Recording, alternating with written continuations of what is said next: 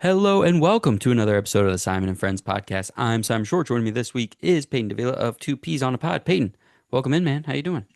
I'm doing pretty good, Simon. Thanks for having me. We've watched seven full weeks of NFL football, and I'm really looking forward to getting this particular version of the award show. Yeah, we're gonna deviate from the huge. From I can't believe I just said the huge. We were just talking about how old we are. Um, a little bit this month and hit you with our mid-season awards. So Peyton and I, not only do we like our carefree, like just talk about whatever we want to talk about awards, but we do care about like the end of season awards and the accolades and like what it all means, and it's a fun thing to like debate about. So it's fun at this point in the year to also kind of track how players are doing right now and kind of time capsule this part of the season, what's been happening so far. Um, I always think like my best example of this is what was the Darnold and Baker year in Carolina? What years was that? 2020 and 2021? 21, I believe. So those years I always think about because I always think about the graphic of the Panthers being 4 and 0 and Darnold leading the league in rushing touchdowns and everyone being like, "Here we go. It's all good." And it took 5 more years for it to actually come to fruition, but just like and like how quickly that went off the rails. So I always like to time capsule this part of the year. So midseason awards, we're just going to go through the seven: MVP, offensive player, defense player, offensive rookie, defense rookie, coach, executive. I'm missing something in there. We'll find out what it is. Maybe I said all of them. One, two, three, four, five, six, seven. So we'll hit all those. We'll talk about the other guys we considered. And again, this is different from predicting the end of season. So before the season started, we did our end of season award predictions. This is strictly through 7 weeks. If the season ended right now, who would we vote for these awards? We might, for a couple of these, also kind of think ahead to, all right, what do you think is going to happen the rest of the year? But this episode is mostly about handing out awards for 7 weeks of the NFL season. So, Peyton, without further ado, man, let's get to it. Can you announce your MVP for us? My MVP through the first 7 weeks of the NFL season. And this is one that I really I think that you and I are much along the lines of we do not like to go chalk in every instance. And this is just one of those where sure could have gone with Patrick Mahomes, who's currently the favorite to win the MVP at the end of the year, but that's not what this is about. Matthew Stafford is my MVP through the first 7 weeks of the season, and it's not just because he leads the league in passing touchdowns. It's not just because he has happens to have two very talented wide receivers that are kind of like carrying him. If you watch Matthew Stafford, you would have never known he had some possibly like career altering back injury that he was in a laser chamber trying to get resolved in the offseason. And yet he has a 17-2 touchdown to interception ratio, is third in passing yards, and is possibly like the most efficient passer in the NFL right now, carrying a Rams team that's currently tied for their division and doesn't really look like it's slowing down. Even if we are only through 7 weeks of the NFL season, if because we're assigning the MVP so far, um, this is kind of giving me the type of 7 weeks that like a Aaron Rodgers back in like 2020 was having, where the team might not be the best team in the NFL, but they are easily one of the top three teams in the conference, or maybe debatable, but I think the Rams are top three in the NFC, being buoyed by the most efficient pass game in the conference. Maybe not the NFL in this case, but definitely what I believe the conference is. And I don't know that I have to like go down really much further to justify it, but he is my MVP pick thus far. Yeah, he's been awesome. I so you'll see here on the graphic, I guess this way. MVP is just Matthew Stafford. Peyton and I have six of the seven same recipients. We're not even going to try and pretend we don't. We don't talk about these beforehand. I have mine written down. Peyton sends me his so I can make the graphics. And part of me was bummed that we had so many of the same answers, I was including very bummed. MVP. Selfishly, I will say I didn't have to make as many graphics, so I was happy about that. Not that it's that hard, but anyways, so I also have Matthew Stafford, and I was going into this before really like getting the stats together, and I was trying to think about like what are the stories of the NFL right now? Because we talked about this over the summer and preseason. We admitted this is statistical, this is team wins based, but this is also narratively based. And, everyone's loving Baker right now. And Baker was under consideration for me. All the fourth quarter comebacks. His center is playing left tackle for the first 3, 4 weeks of the year. So Baker's under consideration. People are obviously loving Daniel Jones, best offense of the league, the best record overall in the NFL. Sam Darnold continues his resurgence, his vitalizing of his career in a new place. All that's great. Patrick Mahomes, as you mentioned, is having a good statistical year. The Chiefs offense is doing better, especially when they're at full health. But man, Matthew Stafford is just on one. Like Yeah. for every year to start with, oh my gosh, this might be the year Matthew Stafford just doesn't make it. Oh man. Remember, I mean, 6 months ago, we thought Stafford was going to get traded to Pittsburgh. How great would that have been at this point? Um, because it's like, oh, the Rams don't want to pay. He wants a raise, and the Rams don't want to pay him. They don't know it's all going to end. Oh, they're trading for a future first round pick. Like this could happen anytime. Oh, could they take Shadur Sanders in the second round? He's falling. Maybe this is it. And yeah, no big deal. 17 touchdowns through 7 weeks. One of the most meaningful offenses in the NFL, like you said, probably in the entire of the NFC. So there's right now there's really seven important offenses in the NFL right now. Colts, Chiefs, Rams, Cowboys, Lions, Bills, Seahawks. And then the Colts, Chiefs, Rams, and Cowboys stand out even further, those seven. So then if you lop off the Cowboys, because record, and sorry, Dak. Love you, Dak. You're awesome. Record's just not going to get you there right now. You're talking about the Colts, the Chiefs, and the Rams. And for me, the difference is that the Chiefs is much more, it's hot and cold, right? And you see when it's at full strength what it is. It's kind of like the combination of Chiefs and Bucks makes Rams because like the Bucks are winning and being efficient and producing a top 10 offense in spite of all the injuries and in spite of everything in their way. But there's a ceiling, right? They're kind of capped at like eighth, right? They're just kind of off the mark of the rest of these offenses I mentioned.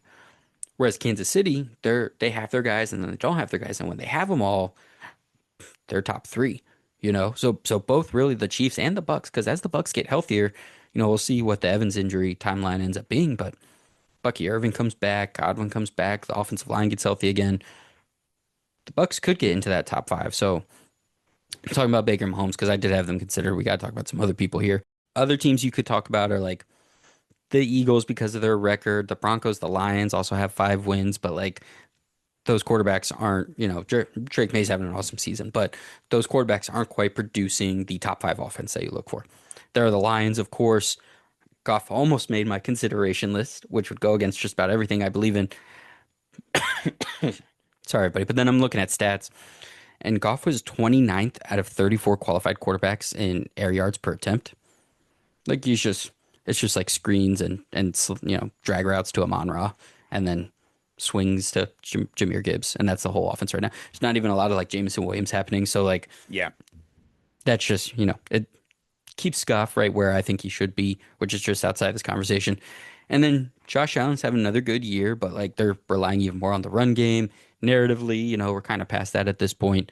So, and then Darnold still getting a lot of his production on the deep ball. The intermediate stuff is getting better. I sorted that out again because we talked about it last month on the awards, and his intermediate balls um, producing more production, oxymoron, or redundant. Um, it's producing more EPA for the Seahawks than it was in the first month, but they're still like not a lot past that. Like it's a lot of feast or famine for the Seahawks, which is going well right now. But I think Stafford is the one you mentioned. It 17 touchdowns, three more than Mahomes, five more than Darnold. They're third in offensive DVOA, and that narrative of just we keep thinking it's going to be over and it's not. This guy just continues to put the team on his back and try to will them to one more ring. Matt Stafford is the guy for me through 7 weeks.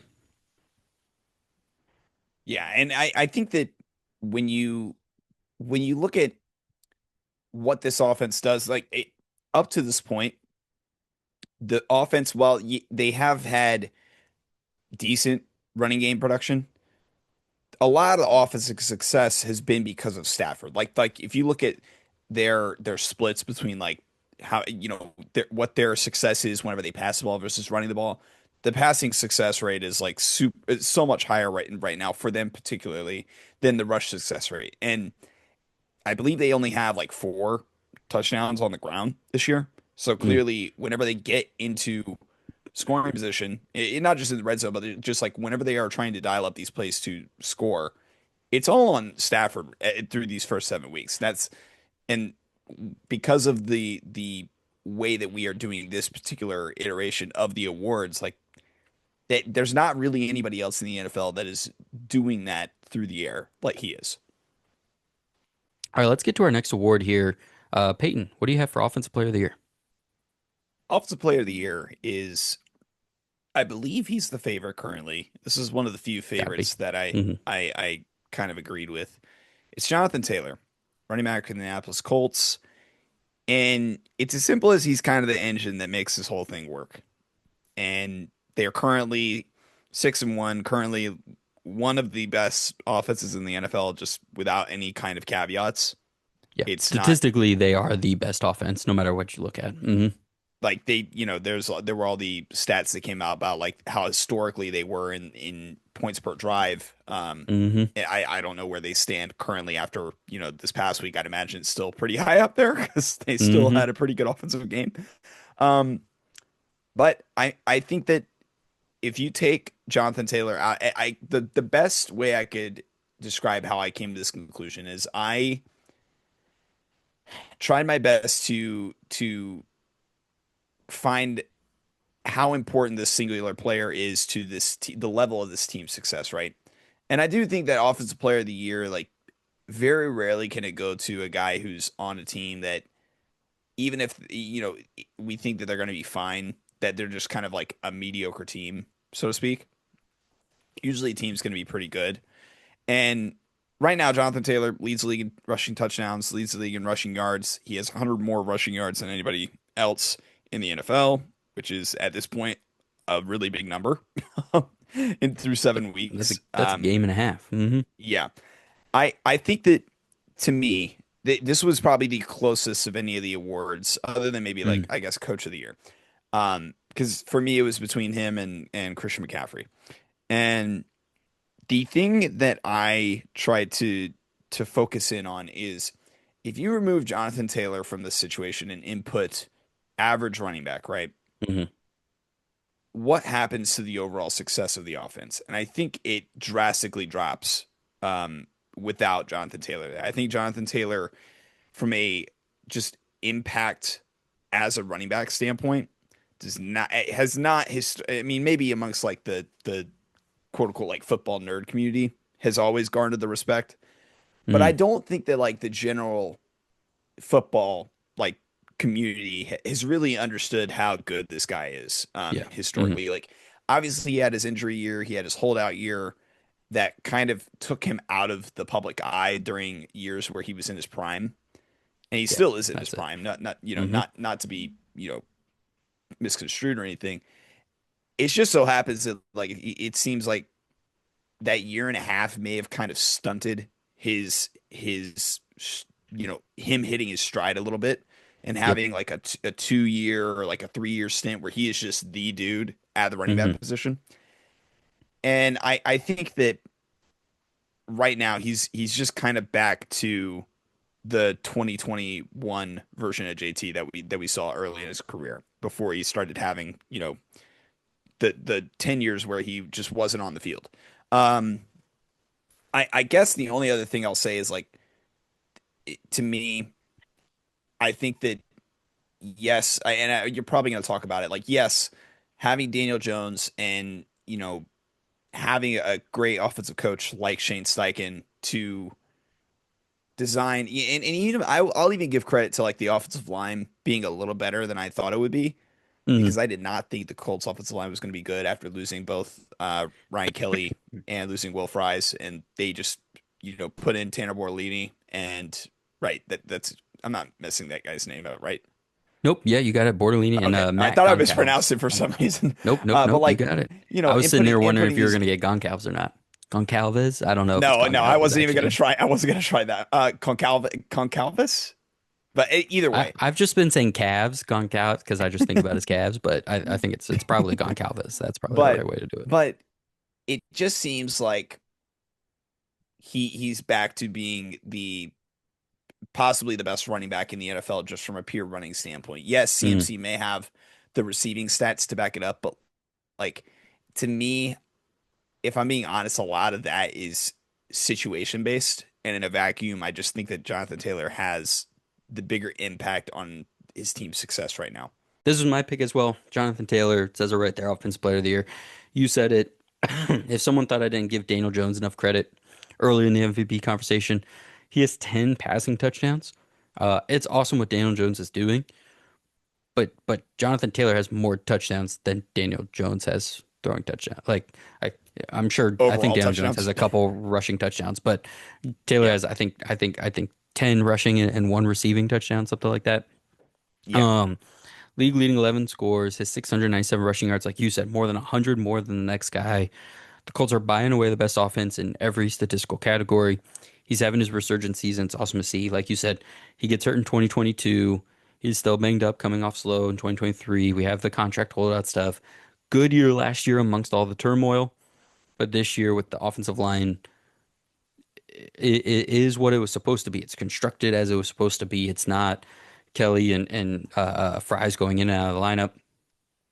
And the quarterback is who the quarterback. We're not going from two different, completely different quarterbacks. We have the guy we're doing.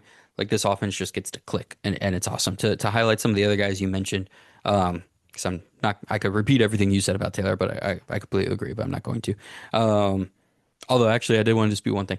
If you insert league average running back to this offense, I still think he'd be pretty good. You know where I'm at on running backs, but that doesn't mean I'm going to take away from the fun of Taylor's having an awesome year, and he's my offensive player of the year so far as well.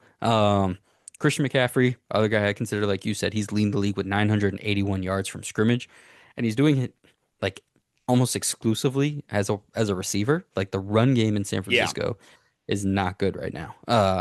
And the fact that he's essentially the most productive offensive player in the NFL, and he's doing it out of position is really, really cool to see. Amon-Ra St. Brown was also on my consideration list, 7 touchdowns, most among receivers. He's fifth in receptions and yards. Um, just a really, really productive player in that offense. Puka Nacua, second and third in the league in catches and yards, despite now being a game behind because of the injury. He was on like a crazy, crazy pace, but only 2 touchdowns, I think, so far this season. JSN, first in yards per route run, and he's shining moving to outside. He's been a slot receiver for 2 years, so he's been really productive in that Seattle offense. And then Bijan Robinson just straight up looks like the best offensive player in the league. Like if you just I don't look at test for any sure. stats and you just Yeah. watch the games, you're like, that's the best player in football. Right. Unfortunately, there's no stats to back up his case whatsoever. Uh, but Jonathan Taylor, and like this is a good way to represent the Colts. You know, when we do these awards things, we've talked about this too. Why we like them so much is when we go to look on the football reference page in 10 years, we want the awards to kind of tell the story of the season. And Exactly. if I don't want to Yeah. give Daniel Jones MVP, we'll talk about Shane Steichen later. I'm sure at least his name will come up in Coach of the Year, obviously. Taylor's the guy that would represent this Colts team for me through 7 weeks. He has the stats to back it up. Like you said, he's the engine of the offense. He's where it's all kind of centered and built from. And he's having an awesome year. All right, let's get to the one award we differentiated on. This is our one difference, Defensive Player of the Year. Tell us about your DPOY. Speaking of the Broncos, this is probably going to be like people are going to be like, "Oh, this is Peyton's normie pick of all these." It's Nick Benino for me, even though he's not the favorite. Like I think Micah Parsons is still the favorite to win Defensive Player of the Year, which whatever. I don't understand that. But Nick Benino currently like he leads the league in sacks, and the Denver Broncos are sixth in DVOA. And this is just one where I'm going to trust what I've seen with my own eyes, and every time I watch Nick Benino on a designated pass rush, he's just a demon Yep. on the field. And I think that the only thing about this is that and I'm gonna like argue with myself a little bit here, is the Broncos defense and their coverage unit just so good that like some of the Hmm. production is just because of the rest of the defense doing their job so well.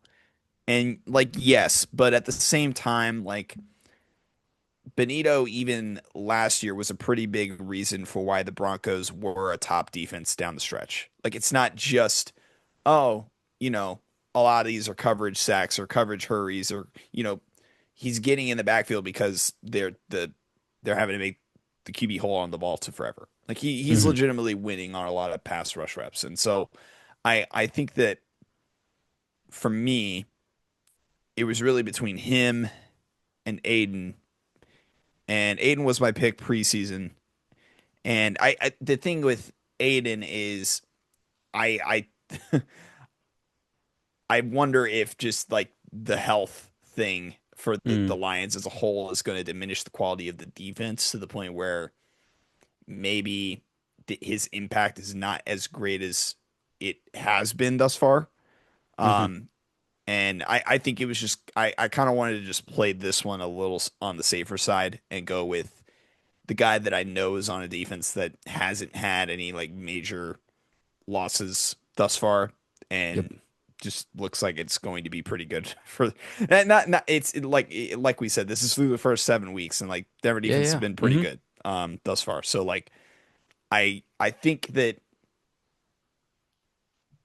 if we were doing the thing where we're picking who's going to win it, I'm definitely going to have a different answer. This one in particular, I feel like is probably the one I would probably feel the least confident sticks the rest of the way if we were doing it that way. But through the I was gonna first say I seven love weeks, watching you squirm when you're not fully confident in the thing you're saying. It's hilarious. you It's can so good. tell very Yeah. visibly whenever that happens because I'm Well, I'm sitting here arguing with myself.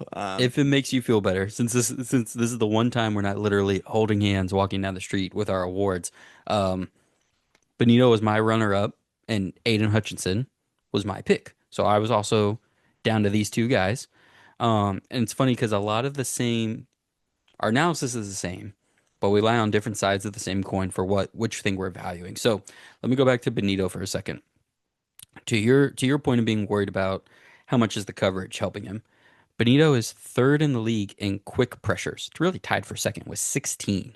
So that's about half of his pressures that he's getting, which is a good ratio, are quick pressures. So that's under 3 seconds. Normally, if things are like considered coverage, sacks or coverage, reps, whatever, it's over that 3 second mark. So he's getting there fast. Now, the fact that he is that designated pass rusher was part of my tiebreaker for him and Hutchinson. Benito is playing about, I think, 63% of snaps for the Broncos defense, which isn't like crazy low, but you look at the other like top guys, and the only one really close to him I think was Will Anderson, who's at like 68%. Um, Compared to Aiden Hutchinson, who's the new Max Crosby, and he's playing like 92% of snaps. And then guys like Miles Garrett and TJ Watt and all the other big names, Michael Parsons that you're looking at are 70, 75, 80%. Parsons is down at 70, but that's, working back from the injury early on in the season. Um, so when I so that was a tiebreaker for me. Like, okay, when I'm thinking of like down to down, who's making the biggest defensive impact? It's I'm gonna lean towards the guy that's doing it more often. And listen, for the Broncos, this is no shade to Benito. I love Benito. I won lots of bets on the box score preview show last year for Benito sacks or fumble recoveries or whatever because he was all over the stat sheet last year. Like you said, when he is out there, and listen, 63%, it's not like he's only on the field on third downs or anything, but he is strictly there to rush the passer and get after it. And this is one of those things that, from a narrative base, it might take an important Week 14 game with 3 sacks, a forced fumble, and an interception for it to be like, wow, there's that impact, right? Because right now it's just like, all right, he gets in there, he gets a sack, and he gets out. And again, I love Benito. He was my number two guy. Like this isn't an anti Benito agenda or anything like that, but I went with Hutch because of not only, as of right now, the Lions are first in defensive DVOA. He's also second in the league in total pressures. He's fifth in sacks with six, and he does lead the league with four forced fumbles. Now, I'm already gonna talk out of the other side of my mouth as well and say those four forced fumbles, only one actually ended up going to the Broncos later, right? I don't want to just box score hunt. Um, I'm looking for impact, right? And it hasn't actually those four forced fumbles haven't actually helped the Lions altogether, except for the fact that he's getting a stop. He's getting, he's disrupting the offense on that play. And part of why you went with him in the preseason, part of why I'm going with him now, and I was more nervous preseason, that's flipped now, is which is funny. It's him coming ironic. off. I know it's hilarious, but him coming off of the injury, and it Right. was like I thought there would be a slow start. Nope, no slow start. And so not only did he hit the ground running, that narrative of this guy came back from like a broken leg, whatever it was, last year at this time, he was on his way to Defensive Player of the Year. He got hurt, I think, 2 weeks before we did this show last year, and we both said like asterisks. Aiden Hutchinson was so clearly the midseason Defensive Player of the Year because he had like 7 sacks in 5 weeks or something like that. So it just feels like he's right back to where he left off. The Lions defense, despite being just as hurt as they were last year, actually feel like they're even better than they were last year. Um, and if this were to sustain, I think the narrative plus where he's going to be at in terms of sacks and pressures and everything, and just the way they use him doing everything. Um, he's also the guy for what we just said about the offense. Like the offense just churns, it just goes. It's hard to pick one guy out. If we wanted to represent the Lions some way this year, Aiden Hutchinson, both through the 7 week mark and I think 17-week mark, is a pretty good pick for Defensive Player of the Year. Yeah, I mean it was pretty close for me as well. Like I'm glad that we got to both of them because I think both are very deserving. I really didn't have any gripes with like which one I was gonna go with. It was very close. I think that the thing for me more so was just like like I tried not to like put such an emphasis on the stats because like we kind of have had this conversation about sacks really aren't like this all all Right. telling Hmm. all knowing stat amongst the defensive ends. But for me I tried to like as much as I could put my eye test to practice in which one of these guys has just popped off the screen a little bit more.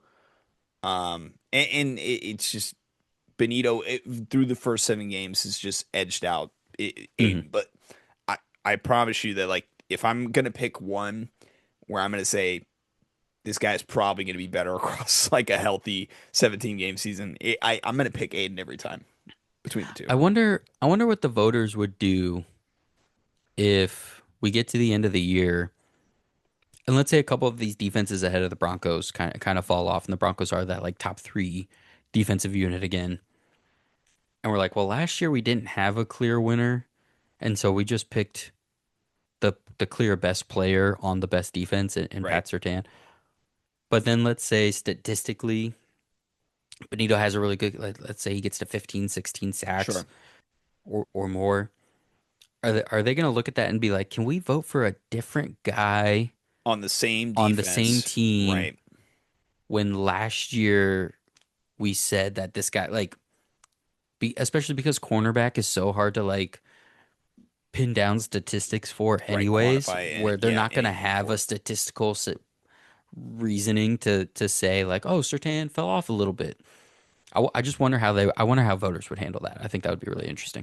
It would be a fascinating conversation if we do get to that point because I don't know that I would be hard pressed if we like went back and looked to see if that's ever either A come close to happening or Mhm. B actually happened in the NFL. The only weirdly like the one instance I could probably think of is like either like a Ray Lewis Terrell Suggs situation or Ed like Ray Lewis Reed. to Ed Hmm. Reed situation or like a Palomalu to Hmm. James Harrison, Hmm. which Hmm.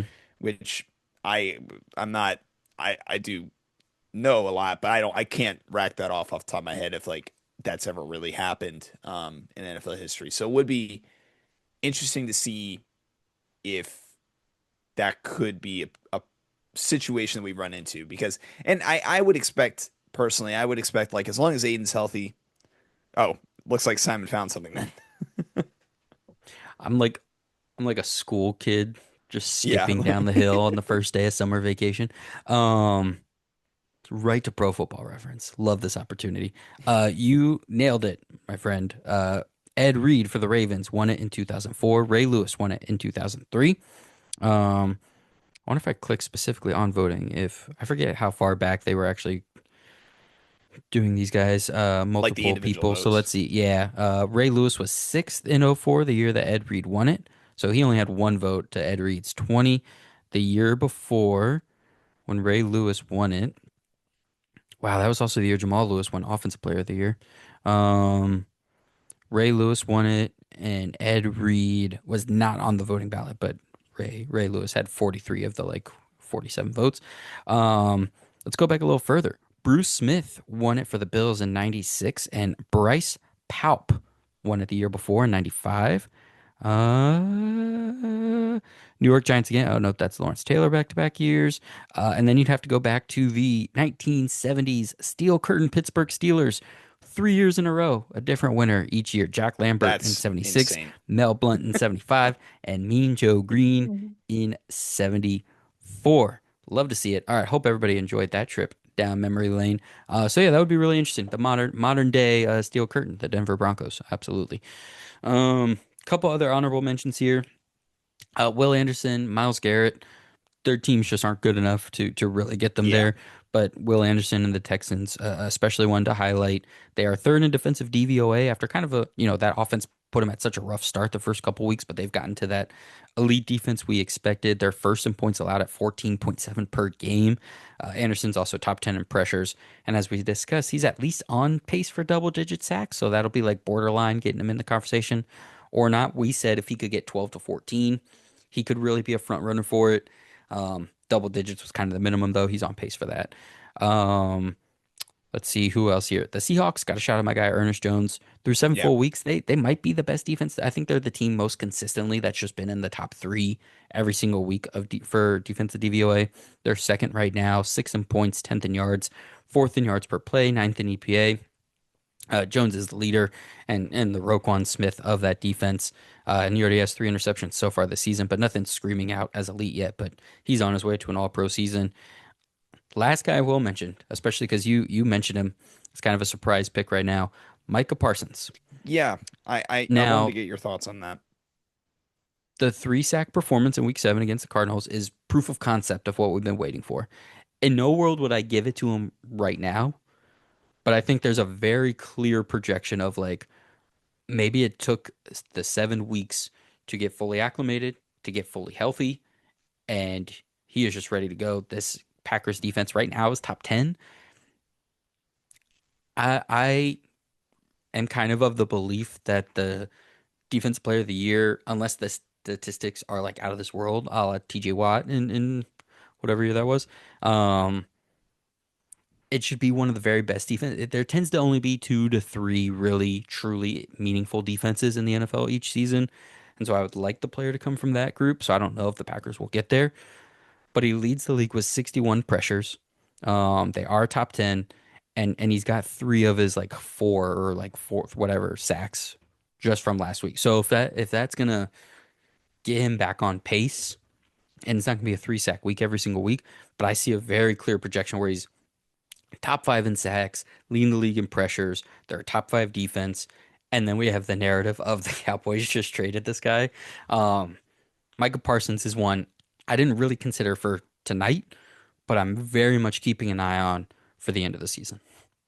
Yeah, it just really surprised me when I was looking at the odds out of curiosity before when I was doing my research that he was still the favorite betting wise, which that was the most surprising thing to me. With the Michael Parsons aspect of it, I didn't, despite like you said, like he had a 3 game sack, a 3 sack game, goodness, which like definitely shows signs of life for like, oh, okay, so this is what it's gonna look like if ideally Michael Parsons is doing the Michael Parsons thing and just wreaking havoc on the backfield whenever the quarterback drops back. and everything else on the defense works in a way because of that. And I think but it's we have yet to see it on a week to week basis. And Yep. so, um, I'm a little fascinated by how that pans out rest of the season. But And Jacoby Brissett is not very fleet of foot, so yeah, that's kind of a good target for him to face there. Let's see, who do they have the rest of the way? Oh yeah, Steelers next week, um, Panthers, Eagles, Giants, Vikings. Could go either way. It'll be interesting. It'll be good to watch Parsons the rest of the way and see not only for his Defensive Player of the Year case, but also just the Packers and oh boy, figuring out the Packers and who they really are this season. That'll take a big leap if he can get to where we're expecting. All right, quick plug, everybody, for Box Score Network.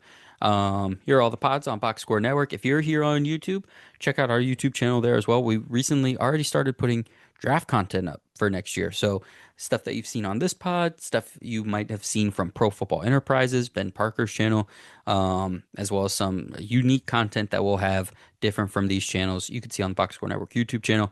But all these pods are putting out their shows weekly, including Peyton's Two Peas on a Pod, giving you your weekly recap and some fantasy talk and betting odds and advice as well. Because CONCACAF is still putting out soccer content if you really need that as well. But make sure you check it out. All the shows on Box Score Network. Let's get into the rookies. Let's get into the young guys here. Um, we were both pretty steadfast on both of our rookie awards preseason. We thought these would be fairly chalk. It is not going quite the way we expected on the offensive side of the ball, though. Peyton, who do you have as your midseason offensive rookie of the year? Emeka Ibuka, because I mentioned his name earlier, and here he is showing up. He is my offensive rookie of the year through 7 weeks, and man, I mean, I knew that there was a lot of expectations coming into the year based on what we heard out of training camp coming out of Tampa. I don't think anybody would have ever thought that this is what we would have ended up with as far as the player that Emeka Ibuka is immediately in the NFL. Um, he is far and away the number one pass catcher on the Tampa Bay Buccaneers in a offense that is third in passing DVOA, and he is the leading target. It's not even close, especially with Mike Evans being injured for a number of games and Hmm. Chris Godwin still not being able to come back for extended period of time. Um, he is leading the charge and Baker Mayfield's number one target. And to come into the league immediately as a wide receiver that while I think everybody in in the draft community liked Egbuka. I don't think anybody was ever like, I just don't think he's going to be good, right? Right. Hmm. Um, the fact that we are at a place now where Egbuka was taken in the 20s, right? In the 20s, Hmm. Hmm. and he looks like he theoretically should have been taken up with like the Jamar Chase range, like easily a Hmm. top 10 pick in any given draft. Doesn't matter what year. Um, I think that's where people say this guy immediately looks like a difference making, like game breaking wide receiver, and he's literally only 7 games into his career. He's carrying a wide receiver core that is now just in shambles, like I mentioned. Like, I mean, Hmm. it's him, it's 32, 33-year-old Sterling Shepard, and then it's UDFA Tez Johnson. And that's it. And a guy named Yep. Cameron Johnson I've never heard.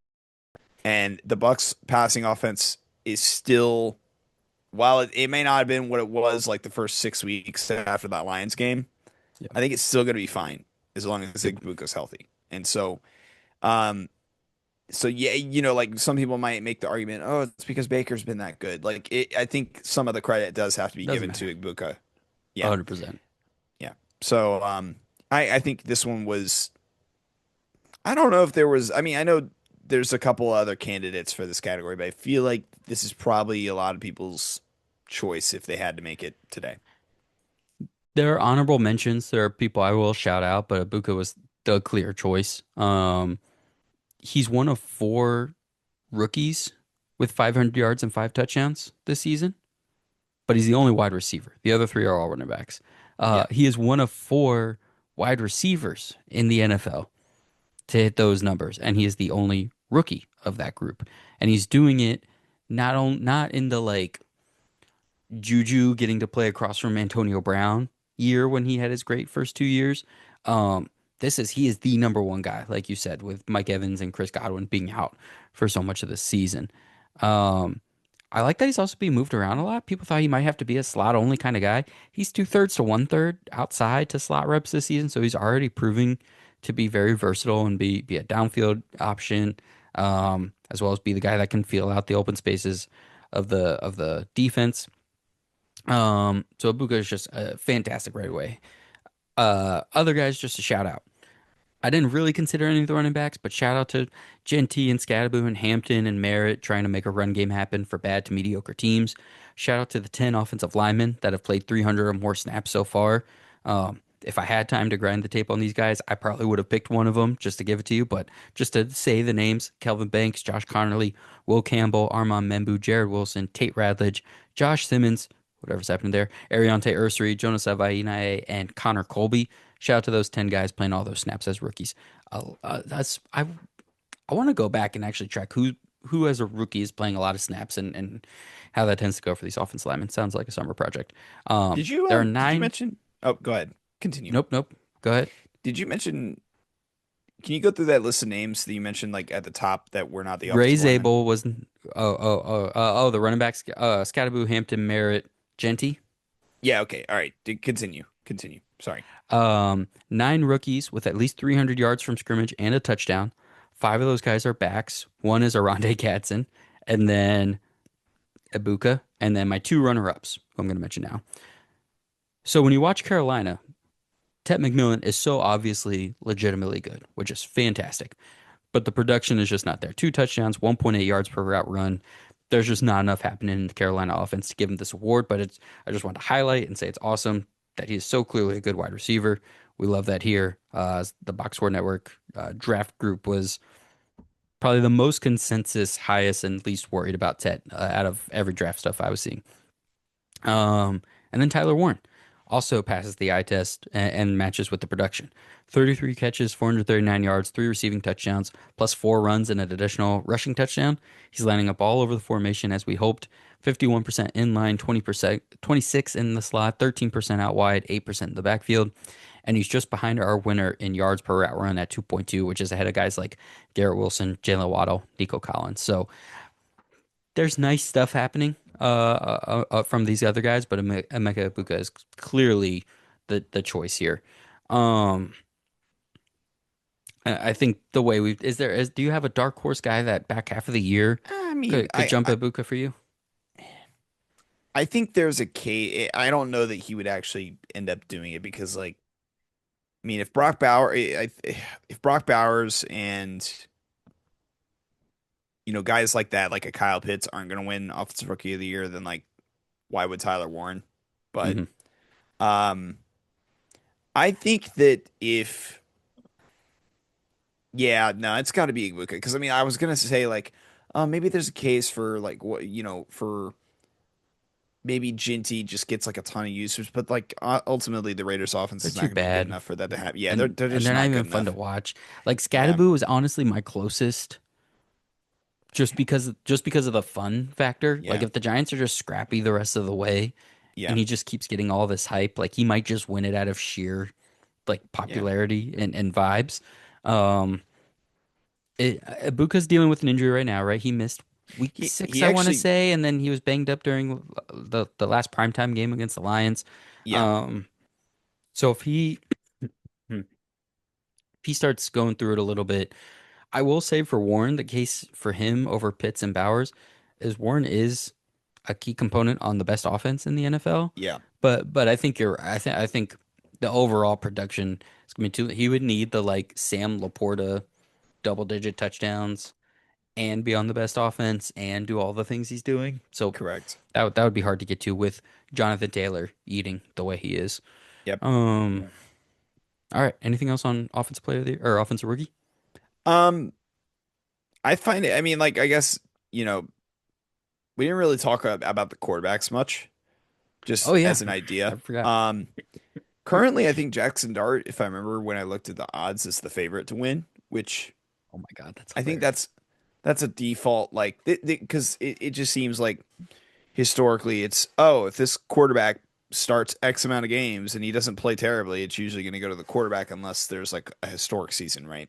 Hmm. Um, which I don't agree with. But besides the point, like it's him and Dart. I mean, I guess Dylan Gabriel's playing, but I mean, I don't know. Playing is a generous word for what he's doing right now. Might not be Um, much longer. yeah. So I guess with Dart, he hasn't played really long enough for us to consider him up here with Hmm. these guys. But I mean, I didn't even I think consider Dart. Let me look at this. And I love Jackson Dart, man. from what I'm I've all in on seen from this. Dart, like he's been s- incredibly better than I thought he would be right out of the box. Um, I thought that it was going to take go first off. I don't think many of us expected him to be on the field this early in general. So it's Hmm. almost like we didn't really prepare to have Jackson Dart opinions this early in the season. I don't Hmm. think is kind of part of it. Um, Week but three now is that so crazy, man. but now that we're Or whatever it here, was. yeah, I think it was week three that Hmm. the Cowboys game where he started to kind of get some run and then he came in after that. Um, but now that we're here, there's been some good and some bad as you can expect for a rookie in his like first 3.5, 4 games. But ultimately, like there's definitely something there with Dart as this Dayball type disciple of quarterback. Like it makes so much sense why he was Dayball's guy. Yep. And it seems like the exact type of guy that Dayball likes to use in his offenses. He's unfortunately, I think that his downfall may be that he's too willing to put himself in harm's way. Hmm. Hmm. Um, and I don't know that I like have much. I feel like I still am like TBD on like how I feel about Dart as a passer.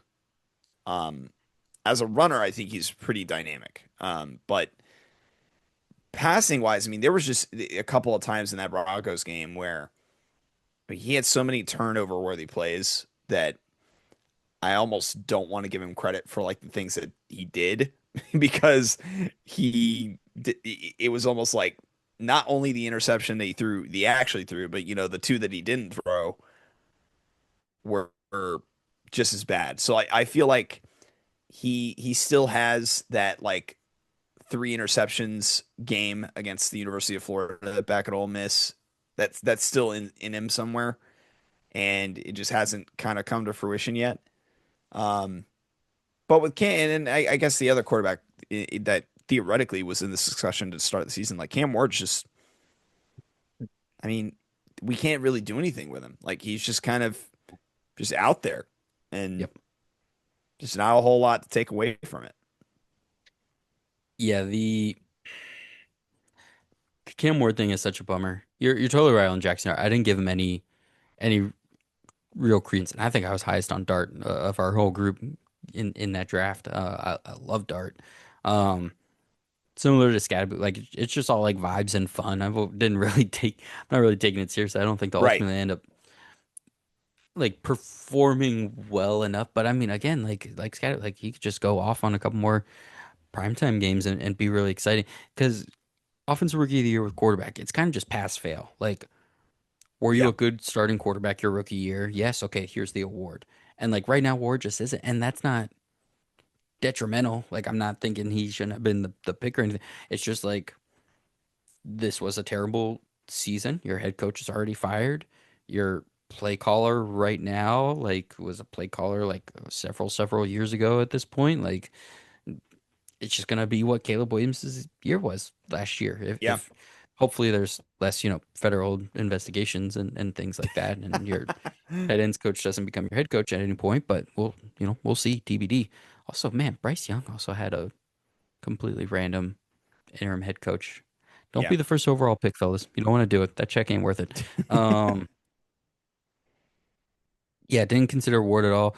Dart, like I said, I probably should be considering Dart a little bit more. Just yeah, hope he stays healthy and puts up enough production. But I think it would still take Ibuka like kind of slowing down where I think he's been so clearly just like a dude right off the bat, and this kind of resurgence of these, I don't want to say finesse, but I'll call it finesse receivers is like the like hip thing right now. And I talked about it with Ben when we did our last draft show. These guys that just like create leverage and find open space and high IQ players more than the like get up on you and just like out muscle and athlete you. Um, because that's so in, like we're obsessed with these guys right now. Right. So I this is just the right time for Ibuka to be doing everything he's doing. So as long as he stays healthy, I think it's his. But yeah, Dart is someone I should probably give more credence to, especially when, the other big candidates you could talk about are a tight end and then running backs after that. I will say Um, before, but last thing on this, I know we've gone pretty long on offensive rookie of the year, but like I think I would have more reservations about like if we're asking the question of does this stick or not.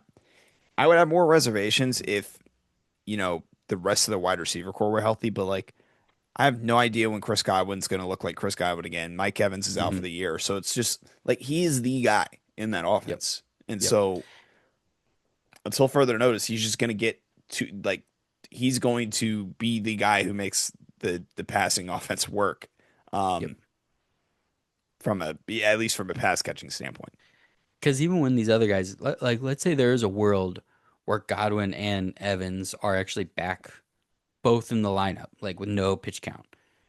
You're not all of a sudden putting Ibuka below them in the pecking order. Like Right. those guys will fall in line to Ibuka. It's not going to be the other way around.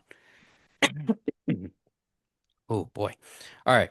Next up, defensive rookie of the year. Who you got? This kind of a lazy pick by me. I'll be honest. I did consider the honorable mention. I'll tell the I picked Abdul Carter to get to the point. Um, the impact that he has had on how this front four is viewed as a unit, as this kind of like terror of a front, is enough for me to. And I know he has what a concussion right now, so he's gonna be out for. Or I think he was out last week and out for one more week or something of that sort. To me, it's just I see the impact that he has on the Giants defense. And even if, yeah, like the passing defense is not very good, but the front four is one of the best units in the league, and it's a lot of because of the impact that he has. And I think he only has like a half a sack or 1.5 sacks Yep. so Yep. far. I do not care about that. I think if you watch any Giants game this year, it's very clear that he's immediately one of the best defensive players in the entire league, and that's really it. I have like honorable mention. I'll give Jahad Campbell a shout out because he's been pretty good Mm-hmm. for like Hmm. this early in the season for a team that, despite all their defensive talent, has kind of like needed him in a Yep. big way Yep. and a Hmm. more, a lot more than I thought they would. Yes. Right away. So that would be like the other guy I'd consider, but to me it's Carter, which it's kind of boring because it's chalk, but that's to me the only way I could go in this particular at this point in time in the season. I also went Carter. Like you, that was the one award where I was like, I don't really want it to be Carter because, like you said, it feels too easy and something of our monkey brains and saying like he only has half a sack. Like what am I gonna do with this? So I Right. tried. I tried really hard. So here are my honorable mentions before I talk about Carter. Um, this is my general. It's going specifically to Mason Graham and Derek Harmon, but this is my general. Hey, rotational interior defensive linemen who are playing well. I see you. Um, Harmon and Graham are both in the camp of several of these teams. I'm sure have these guys, especially considering this draft class. We'd love this group of defensive tackles, but these defensive tackles playing smaller roles, rotating, giving fans hope for the future, playing well, but just not like they don't get the stats, they don't get the recognition, they do the dirty work. That's not really what this award is for, unfortunately. But like this is my general nod to those two specific guys because listen, Harmon has 2 sacks and Graham is up there in pressures and playing well on Graham has the been best run really defense good. in the NFL. Yeah. Um, but like at the end of the day, those guys are they're just not accumulating the same kind of things that you're looking for when you do this award. So I'm sorry. Um, The other guy, Campbell, I looked at, but I thought it was kind of weird that he's the essentially the starting linebacker, but the defense is actually like worse than it was last year. Yeah, That made me so I was just like, I'm just not. I don't want to do the thing, especially for the linebacker, where it's even worse to me than the edge rusher with sacks. The yeah, linebacker who just like plays a lot and gets a lot of tackles, like it's like usually that means your defense is pretty bad if you're right. racking up a ton of tackles. Um, here's my real number two, and I went and I specifically looked at on film this guy versus Carter, and you're gonna love this. This is gonna make you happy. Will Johnson. That I was the want to other give one. Yeah, I want there to give was. Will his flowers. All right. Yeah, So 28 rookies to this point have played 200 defensive snaps, and only 11 defensive backs. Will is one of those guys. He has seen 28 targets this season. 91 defensive backs have seen 28 targets or more. So that's my sample size for the rest of these stats. He's missed a couple games, but he's been in 184 coverage snaps, which is 62nd out of 91. So like I think he's stood there within that range. All right. He's top 25 in catch percentage allowed, catch percentage over expected, tight window throw rate, hawk percentage, which is like getting after the ball when it gets there, and he's sixth in yak allowed per catch. I went back and watched all of his targets, all 28, and compared them to Carter's, I think, 29 pressures. So it was a really cool sample size that Carter, by the way, Carter is eighth in the NFL in pressures. So like if you need a stat other than sacks, like he's top 10 in pressures already. Oh, with that defensive line, that's pretty sick. So 28 pressures to 29 or 29 pressures to 28 targets. I watch all of those from Campbell. The thing that honestly kept me from giving him the award when going and watching it is because Arizona isn't asking him to do a whole lot. Which again, like I forget who I said. Oh, Benito, like Benito. yeah. I'm not gonna fault Johnson for that. I'm not gonna fault the Cardinals for that. It's just when I'm handing out this award, I'm gonna give the edge. I'm not gonna hurt you, but I'm gonna give the edge to the guy who's asked a lot of. Um, Will Johnson's being asked to do exactly what he did at Michigan and exactly what would have made him a first round pick if it wasn't for injury concerns. And that's keep eyes in front of you, keep everything in front of you, and when that ball is in the air, you go disrupt the play one way or another. The game is not too big for him. It is not too fast for him. He had a hit. I forget which game it was at this point, but he had a hit where he blew up a screen and it's like 12:30 the other night and I like I woke my wife up like just audibly just like oh just like I was watching the Okay. Super Bowl. Yeah, anyways, I'll move off of that. It was insane. Okay. So it looks exactly like it looked at it on his best tape at Michigan. Just like everything's in front of him, the ball's in the air, and he's going and he's either dislodging it, he's getting a hand on it, he's tackling the player immediately. Everything is sticking. Everything's exactly what you want. Meanwhile, Carter, he played off ball linebacker in week three because the not Bobby Okereke linebacker, the white guy, got hurt. They need him, and he just played off Oh, ball yeah. linebacker for a game. Um, McFadden, Micah. Yes, that sounds right. Anyways, um, he's lining up off the edge. He's rushing from the interior to give room for Burns and Thibodeau. So again, everything that we expected Carter to be asked of, right?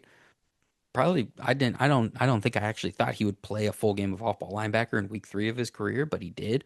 Um, they're just happy to put all three of those guys wherever they need to be to keep them all on the field. He's playing, he's productive, he's getting the top 10 in pressures, which means he's probably going to get more sacks at some point. Um, but just you just watch him, and both those guys to me had the best like numbers, snaps, statistical expectations, and rights to the award. And but you just watch those targets to those pressures, and they're both doing exactly what we expected from like 100 percentile outcome for them.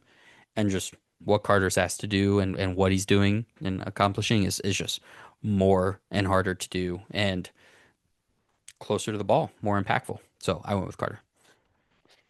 Yeah, and I am glad that you did give credence to like an actual other candidate because like I I tried.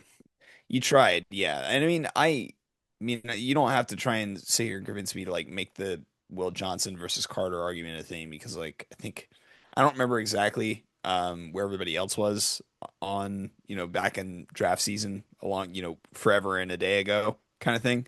But Hmm.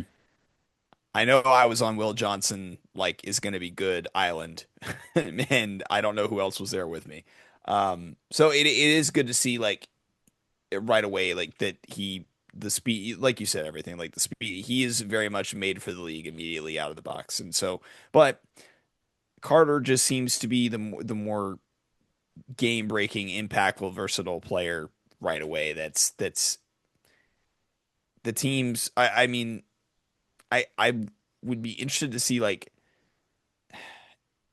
not that I'm wishing this on him, but I kind of wish we would get to see maybe, well, I guess we will, I guess if he's out with a concussion for a game. Hmm. Like I Hmm. kind of want to see what this Giants defense Ooh. does without Hmm. him and like Yep. how impactful he is without him on the Yeah. field. Not that I want him to stay injured for that reason, for just our Right. own thought experiment, but Right.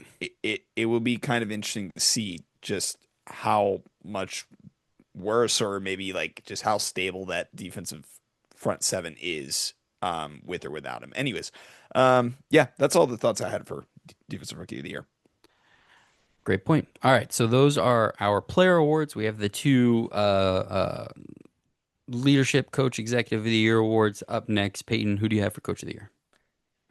This was probably the closest award. I think there's an obvious like favorite for this as of right now. Um, but I really wanted to try and like spread the love and get bunch of different franchises involved in these Hmm. awards, Hmm. and to me it's Mike Vrabel. Mike Vrabel completely. I think a lot of this boils down to he completed the proof of concept of a Drake May led team Yes. where the offense takes this massive leap and the team as a whole is taken very seriously as a possible.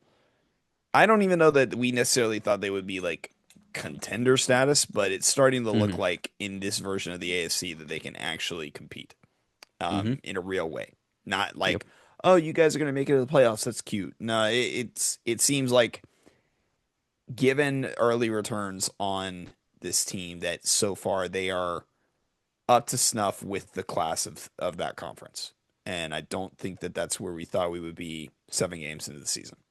Right. A lot of that is due to the leadership that Vrabel brings in, but also like sneakily, I know that a lot of people label Vrabel as a defensive guy, but like he is.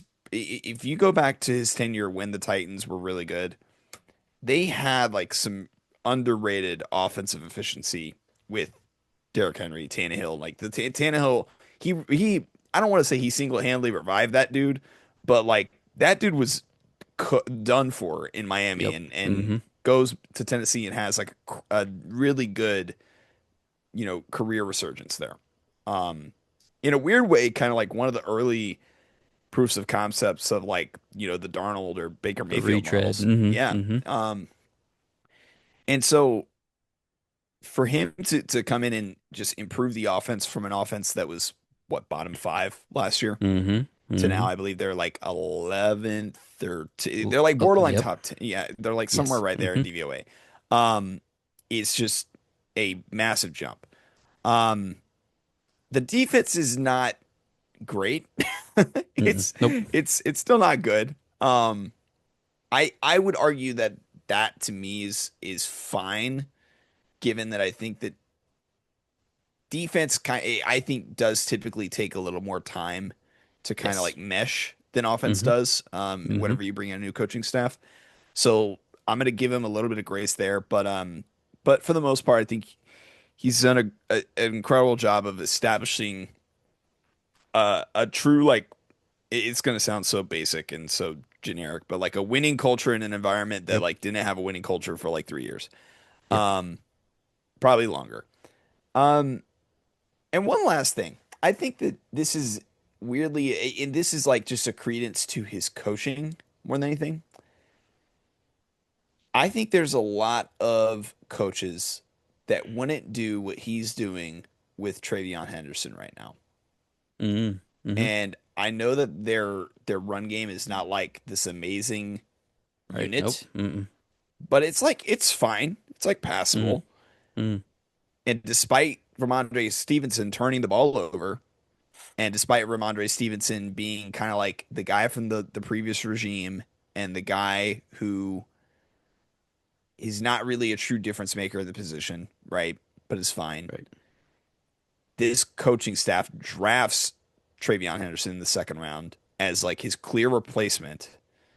At least what we thought was his clear Yep. replacement. Mm-hmm. Up to this point.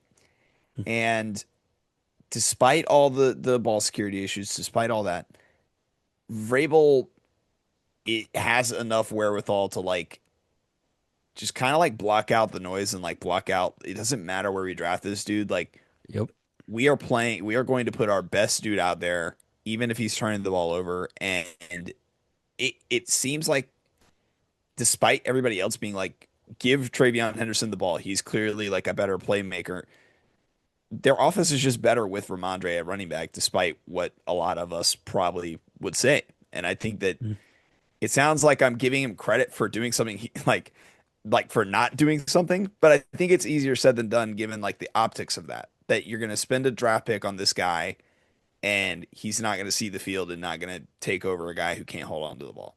Um, which I know it sounds like such a nitpicky thing to give him credit for, but it is something that I think that a lot of coaches wouldn't be able to do. The run game is doing enough. I'm going to start with your nitpicky thing and then work back to the big picture, actually important stuff. The run game is doing enough. Statistically speaking, it's awful, Yeah, it's not great. but it's not hindering what they're overall trying to do. So what I like about this, and not so much, I do get the fact that like he doesn't feel the need to have trigger fingers and just like bring in Henderson because oh well I drafted this guy, I like this guy, so I'm gonna play. I like it more on the Ramondre side. Like this shows the soft skills that you don't associate with Vrabel, who like I, I think about now being on the like Bussin' with the Boys podcast, wrestling Compton, Yeah, and like yeah, I would do this at practice. You know, comes in pads and like gets into drills and stuff. That's not what you expect from Vrabel, but he, you know, he continuously is backing up Ramondre, so I like that side of it more. I kind of wish they would make a change to Henderson, to try and help that often. But I wonder again, like second, third level thinking of this, is there like talent on the offensive? Like, is that just not where the strength of our offensive line is right now? I wonder.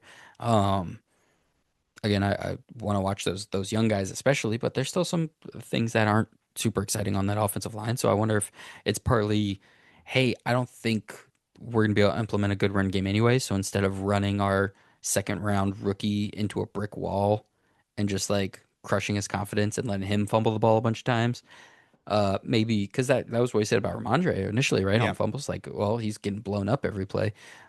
Maybe just let Ramondre be the punching bag for a little while longer. But I like that he's supporting Ramondre. Big picture, I love this is becoming my new favorite thing about coaches, especially coaches who usually come from one side of the ball, being really good at hiring the other side of the ball.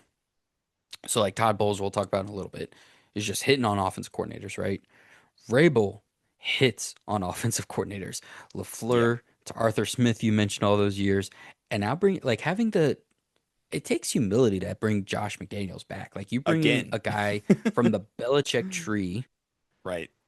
when everyone's going to compare you to Belichick because you played for Belichick and you're bringing that guy in, the potential like homerism of like, oh, I just know this guy, right? So like I'm bringing him in, and then the fact that he's failed miserably a bunch of times, unless he's the offensive coordinator in New England, it would have been really easy to just like not even call McDaniels, but to bring him in, and then Vrabel plus McDaniels plus May.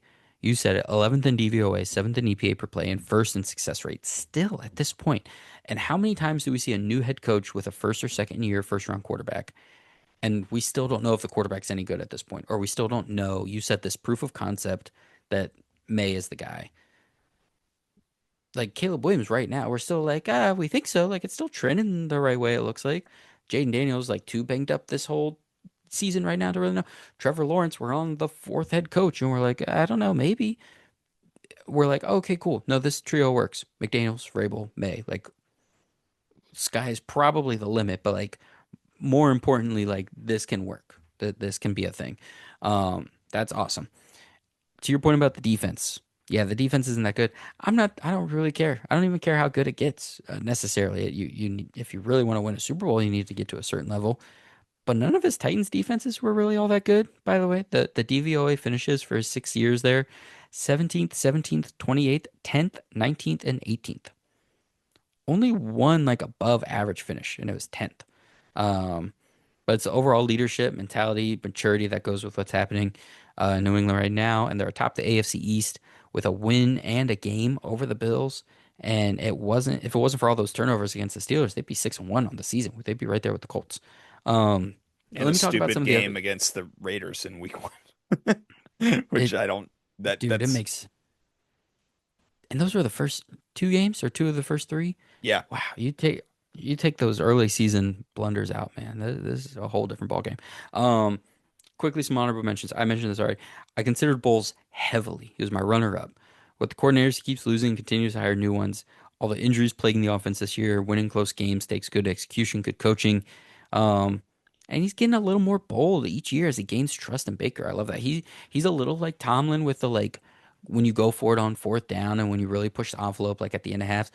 Once he builds a trust and has trust in a quarterback, will start doing that stuff just for Bulls. They've actually gotten a good quarterback in the years, and Tomlin has not.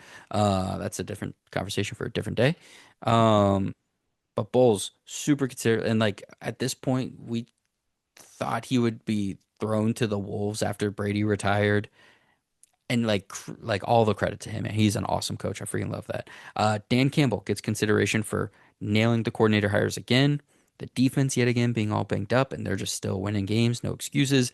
Mike McDonald got consideration for his defense and record, but ultimately, I'll give Seattle their representation elsewhere. Kyle Shanahan, at this point, I think is underrated. He hires back Saleh, who is coaching up that defense to way above their weight, putting together a top 10 offense yet again with all of the injuries. I had high hopes for McCaffrey this year, as we talked about, who's been a stud, but he's doing it through the pass game. So Shanahan has always been super adaptive to what his roster requires of him, despite the fact that he's a supercomputer who I think we have this idea that he's like my way or the highway, but it's actually just this is the way that's going to work. Get on board or don't. Um, and the results have been there. This is still a really good offense. They have a really, really good record. They're starting to get healthy again. So shout out Kyle Shanahan.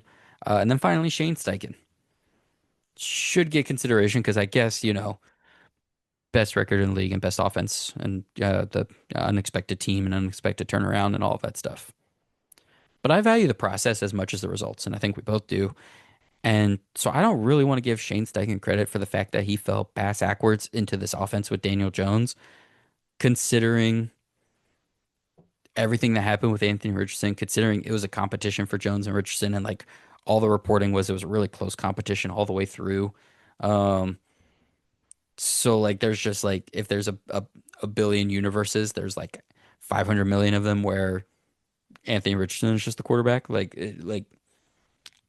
I, I think he got a little lucky. I'm not gonna give him too much credit. Good for him. Your team's winning games. That's all you need. Jonathan Taylor, we handed out offensive player of the mid year. Um, but again, let me bury some Colts representation where I can. So shout out to some of those coaches, but Vrabel to me was the clear winner as well.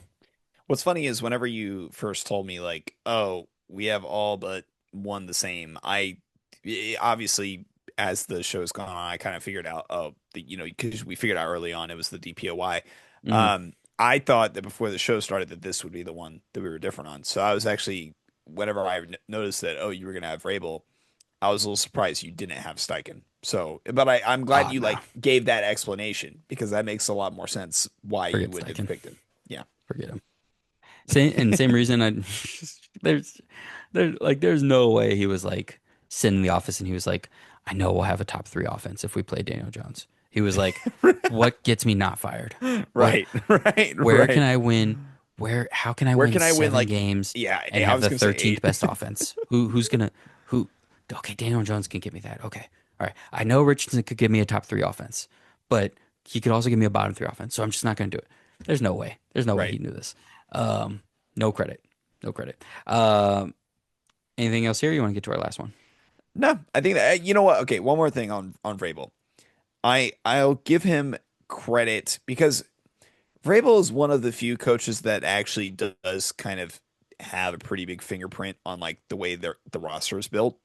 Mm, And I don't want because this is kind of I'm not picking New England as having the executive of the year, but and it's I'm definitely said it that way because I'm forgetting who their GM or like pseudo GM is. So I can't remember Elliot who's making the Wolf. I decisions. think Elliot Thank Wolf you, is thank you. technically, but yes, I mean to your point, like it's not even like an official title. Like we don't Yeah, actually, yeah, it's yeah. Vrabel. Like Vrabel in Tennessee was very hands on with the draft process, more than like most coaches are, and That's why I everything fell apart. think yeah. And granted, I would imagine maybe there's some element of that to this. And Parker and I kind of talked about this on an episode 2 weeks ago. The fact that they didn't just give in to the fact of like, oh, we got to get a wide receiver for Drake May. We just got to Hmm. do it. And they do the like what most rebuilding franchises that are trying to just build a sound environment for quarterback do. They take Will Campbell and weirdly, like I mean, they got Stephon Diggs in the building, but like Kyle Williams has kind of been a non-factor. So like the to me, it's another thing of like coaching up this wide receiver core to where it's like, I mean, we brought Diggs in, but having Hunter Henry be this like kind of like the guy he's always been is this reliable tight end option for them, and getting a guy like Kayshon Boutte, who at one Hmm. point was like he's just not going to make it in the league. And Yep. like, Hmm. complete college burnout that all of a sudden looks like he could be a legitimate starting wide receiver for you that you might even consider giving a second contract is, I think, a testament to coaching a little bit because you have to be able to kind of like get these guys in the right mindset to especially whenever it's like this guy has a history of like behavioral things and just does not focus on football at all. It doesn't take it seriously. To then get that guy to kind of like get his, be locked in and really be a key contributor on a team is not nothing from a coaching standpoint. So, that's the last thing I'll say in regards to, giving Vrabel as much credit as I can. Bill Belichick is down there in Chapel Hill watching Booty and watching Tyquan Thornton. I was like, see, I told you guys, man. You guys said I couldn't draft wide receivers. I knew it. I knew those guys were good. All right, finally, executive of the year. We both had the same pick here. John Schneider of the Seattle Seahawks. Why'd you go with John here? I went with John because it seems like he was the GM who kind of risked the most this offseason Hmm. and just said like I'm in a weird way I think that like if this didn't go right I think maybe Seattle considers moving on Yeah, if this totally. Hmm. after this year because there hasn't really been like a big and I think he kind of really had the self-awareness going into this offseason being like I'm gonna go out my way, or it's either in a weird way, kind of like the opposite of that Kyle Shanahan, It like was it the Steph Curry or was it the Nick Young? That's what Schneider did right, this offseason. Hmm. right, exactly, and he takes a gamble on trading Geno away, which is like the devil, Yep. and trades away DK, releases Tyler Lockett, these three staples of like this last 3 year run of the Hmm. franchise, and basically your offense is completely out the door, right? Passing offense wise. And he brings in Sam Darnold on the huge contract. He brings in Cooper Cup. He drafts, and I mean, we'll get to the draft in a second. But essentially, and by doing that, empowers JSN to be like, "You're the number one guy now, man. That Yep. this is just what's going to happen, and we believe in you to be that, right?" And in free agency, they go and also get. I don't. I mean, he's not like a game breaking player, but DeMarcus Lawrence is Hmm. recently shown to be a valuable player even at his old age. Oh yeah. And the the most important, I think, other than Sam, is just bringing back Ernest Jones, like being able to Mm-hmm. retain him Yep. and seeing that that dude is like one of the like I mean you mentioned it earlier, he is the like Roquan Smith of this team Yes. and is playing incredible football for this team. Um, and then in the draft, I mean, Gray's able, it's been a little up and down, but I mean, he seems to be like a legitimate starter long term for them. Nick Emanwari, like, kind of is showing signs of being as advertised, and like Freaking what psycho. Uh, yeah. And then a guy who I never thought he would be like this involved, um, on any team for that matter. I thought he was just gonna kind of be like a fun, fifth or sixth receiver that, was incredible in college and then never, but like Torrey Horton's a legitimate third wide receiver for them and like mm-hmm. does a lot for them on special teams in a way that like impacts games in the return game. Um, Oh yeah. Mm-hmm. and I think it's just a matter of I don't like to use like terminology like this, but John Schneider just put his balls on the table and was just like, look, take him or I'm not going anywhere. And I think that he just took a gamble and it's very early on has paid off tremendously to the point where he is taken a team that was stuck in a era of the team is good enough to not be bad, but it's not good enough to be good. And has turned it into a legitimate contender in the NFC. Yeah, Schneider. I knew I wanted Seattle, Tampa, New England, two of those three teams to be represented in these two awards. And he was just by far the one you could pick out from the upstairs. You said it complete like tore down the house that he and Pete Carroll built together by literally taking Pete Carroll out of the house. Like I know that was more of an ownership call, but like he was there and they retained him, so he's involved in Pete Carroll not being there. And with Pete Carroll goes Pete Carroll's quarterbacks, Pete Carroll's receivers. Um, he brings in not only not only a new head coach, but also a defensive minded head coach. Whereas like I'm just gonna straight up say Pete wasn't cutting it on defense anymore, and now look at where this defense is at. This is never mind. I'm not gonna say that. Get myself in trouble. Um, the Ernest Jones thing is huge because you take him from two teams that cast him aside, one being a division opponent, Yeah. right? The Rams decided Ernest Jones was not worth paying, even though they loved him. They put a bunch on his plate. They decided he wasn't worth paying. He goes to Tennessee. They pay him. They don't know how to use him. Like it's not working out. Schneider and his team in the front office, their pro scouting team, see Ernest Jones and they're like, we watched that guy for years. We know that guy can play. We know it's a down year right now, but let's go get him. They swap linebackers. They send, was it Dotson, Tyrell Dotson Yeah, over to Tyrell Dodson, Tennessee, yeah. and bring in Jones, and he's a freaking all pro now.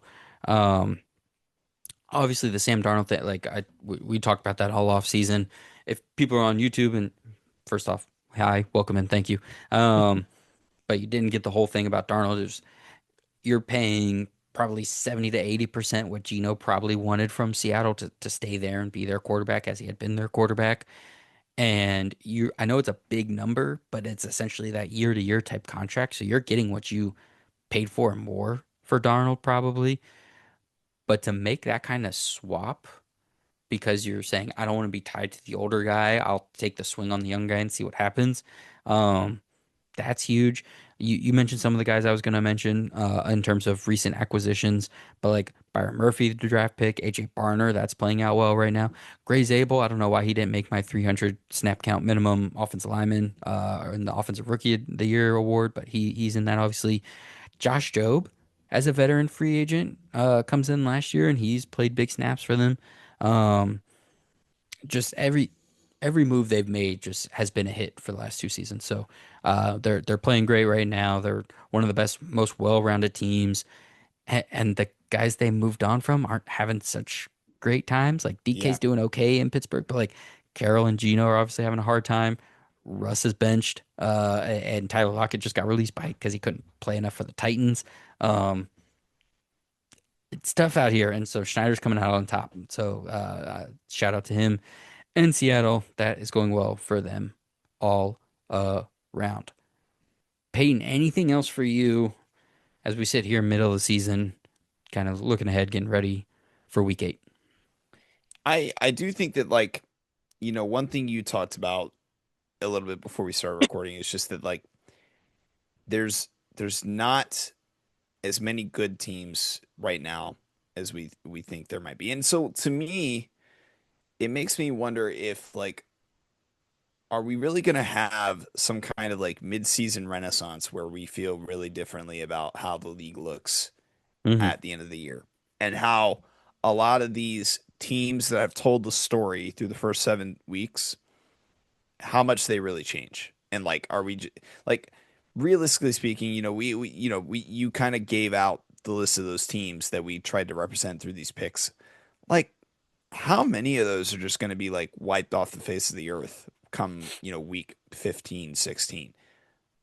I don't know. I mean, maybe Denver is like the only one I could see that happening to Yeah. based on what we've Hmm. seen through 7 weeks, but like maybe the Bucks if like the injury stuff doesn't work out, but for the most part, like the teams that we've represented here, I feel pretty confident in like they're not really going anywhere. Yeah. Yeah. 12 teams. We kind of heavily either talked about or are kind of atop their division right now, but um I wouldn't even take all 12 of those teams as like legitimate who I'm really eyeing for the Super Bowl and in the playoffs at this point. But it'll be an interesting back half of the season. Some of those teams will fall off, some new ones will rise up, but we will be here on the Simon and Friends podcast and Box Score Network to get you all through it. There again, shout out to Box Score Network. Check out the YouTube channel. If you're here on YouTube, thank you all so much for being here. Go check out Two Peas on a Pod every single week as well, wherever you get your podcasts. We will be back next week to give you our latest power rankings. So that's always a fun show. Be on the lookout for that. Until then, thank you all so much. Have fun and be safe out there.